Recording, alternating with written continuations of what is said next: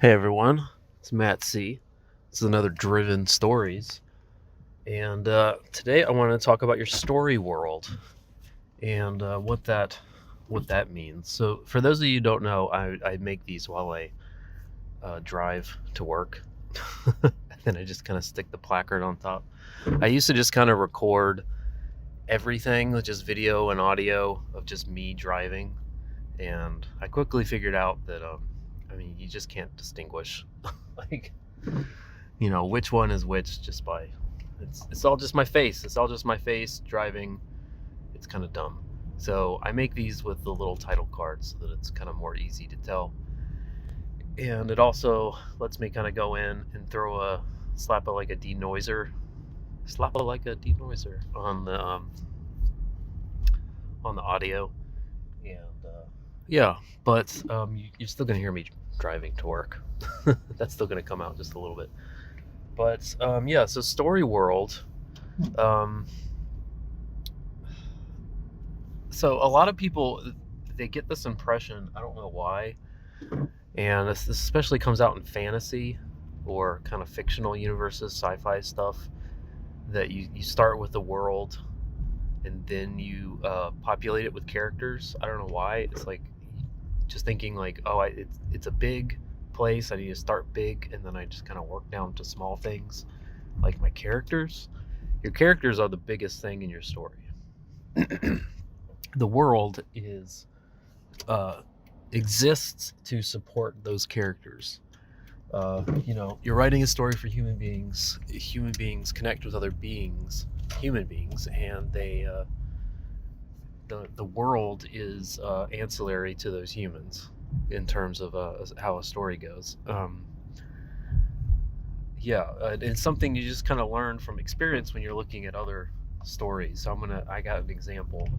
It's Star Wars again on how this actually kind of plays out. But so it's important to build story structure uh, or a story world through the structure of your story, and the structure is character driven, right? So this is a really big tip. This is very insightful. You've got a number of scenes. Oh my gosh, I'm always clearing my throat in these things. It's terrible. You got a number of scenes in your story, right? And hopefully it's stuff that you wanna. If you're a comic artist like I am, it's stuff that you want to draw, stuff that you want to see. It's exciting stuff. It feels original, but hopefully you didn't pick it just for those reasons, because you've got your whole life to be drawing things. Don't just slap together scenes just because you want to draw them. Especially if you want to have a lasting impact on your readership. It's important to um, pick your scenes based on what you're trying to convey with each step of the story. So let me tell you what I mean. Like, so basically, I'm going to suggest that there's 7 kind of story structure steps, and there's going to be a world for each of them. Okay, so you start with the weakness and need. So that's showing your character in a state at the story's opening where they need something. They have a critical flaw in their weakness, and they have a need to get that fixed. They also have desires. They don't understand their need, but they do understand their desires, and that's kind of ancillary to this, but it's implied in the whole situation, because they're gonna want to get it fixed. They're gonna want to get their desire met.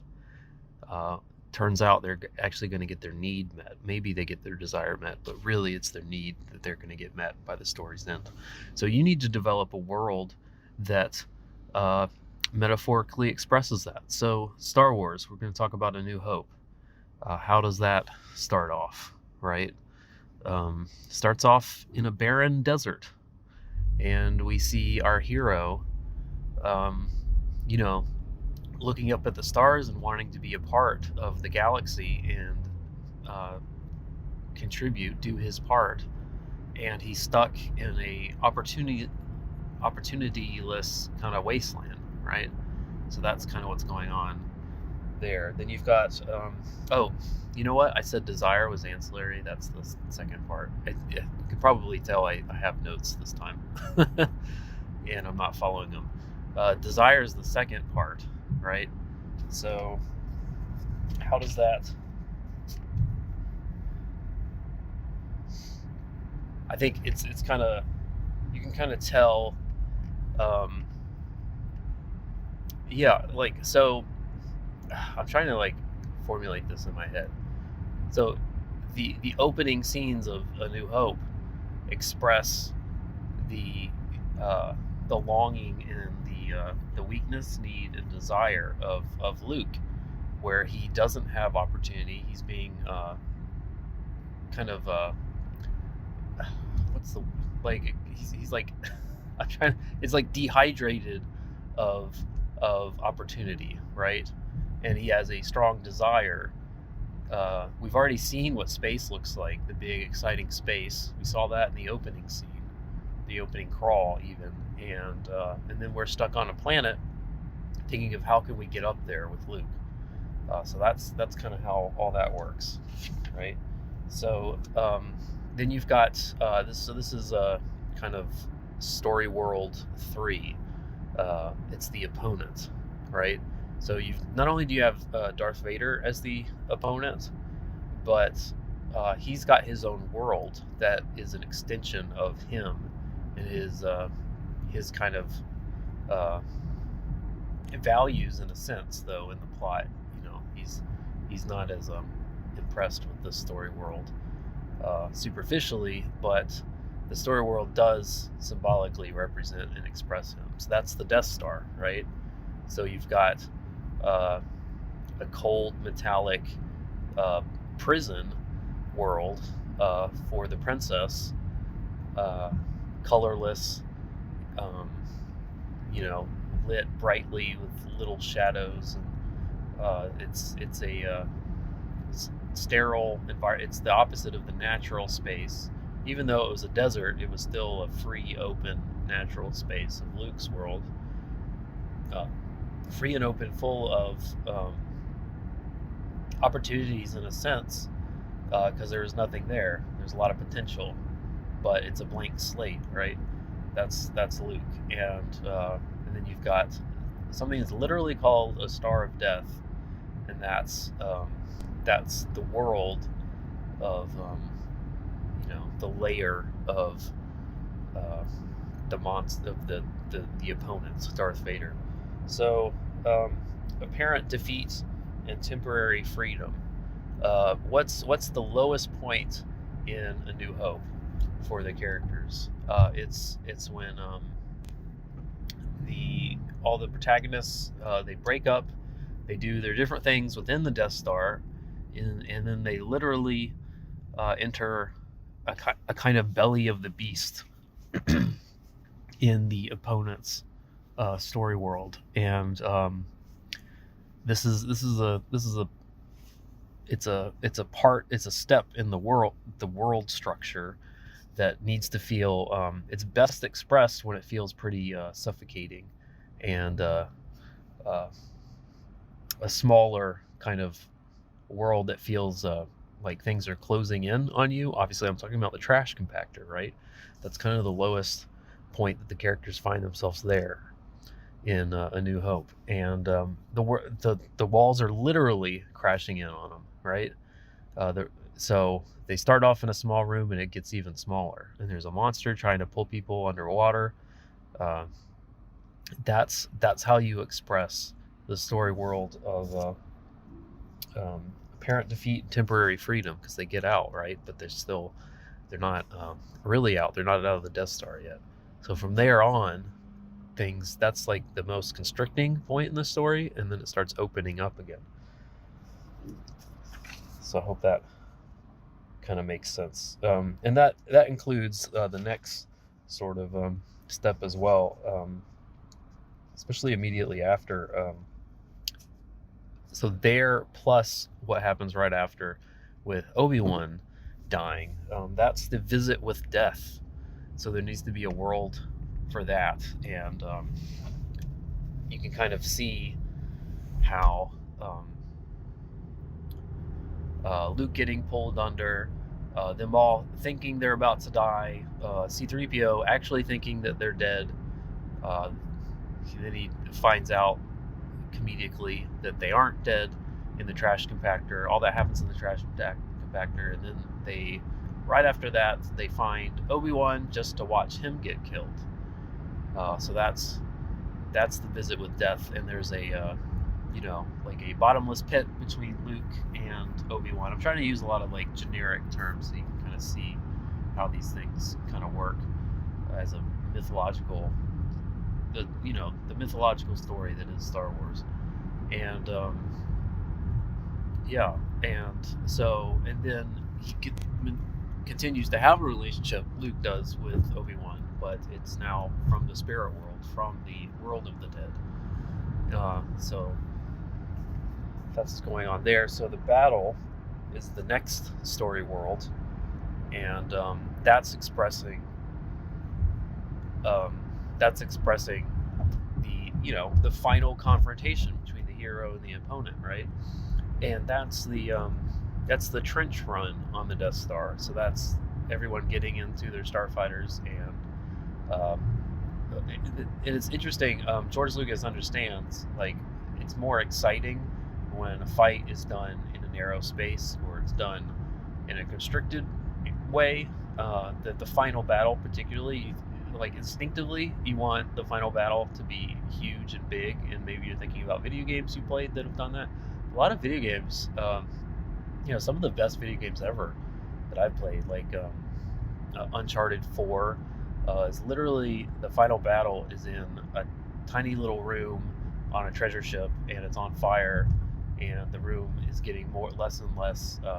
There's less and less area to move about in because it's getting more and more constricted. So the trench run is literally, it's got width for, it's like a 2 TIE fighter width, basically, right? And so that kind of increases tension. It's on the surface of Darth Vader's story world, so it feels pretty.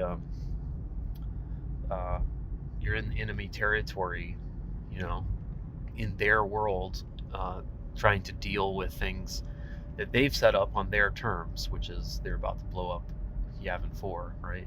So that's kind of how that works. And then at the end, it's either a freedom story world scene, or it's a slavery story world theme, depending on how you deal with if it's a happy ending or not, if it's a tragedy. And what do we see at the end of that? We see a big, open, happy, smiling, celebratory award ceremony. So that's kind of how those things sort of go. So we're not just talking about scenes, we're talking about story world elements that are designed to express the sort of things that the characters are going through. So I hope that kind of makes sense. When I think about things in terms of examples like this, I realize this really is the rule. There's exceptions to rules, but you can't really define an exception to a rule until you first understand the rule. And it just makes more sense. It's more exciting when the apparent defeat in the meet with death is actually in a more constricting space that actually feels like a death sort of situation. Think of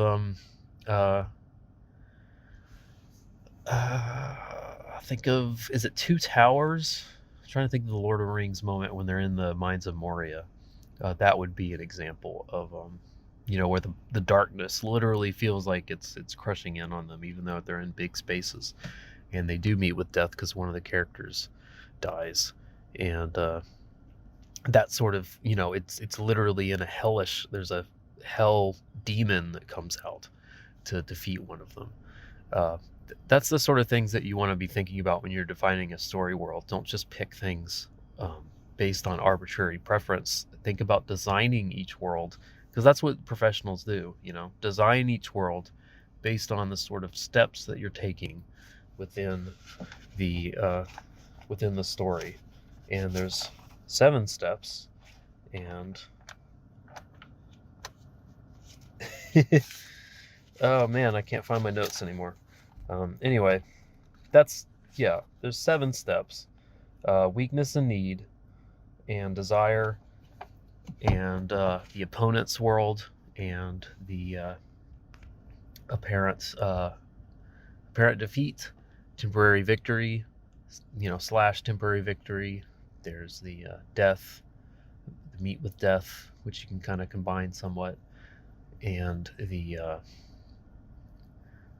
battle, the final battle, and then the freedom or slavery. So that's kind of how these things run. So I suggest doing this with your own story and thinking about how you can kind of pattern out the world to meet the needs of your story. And your story has needs that are character driven.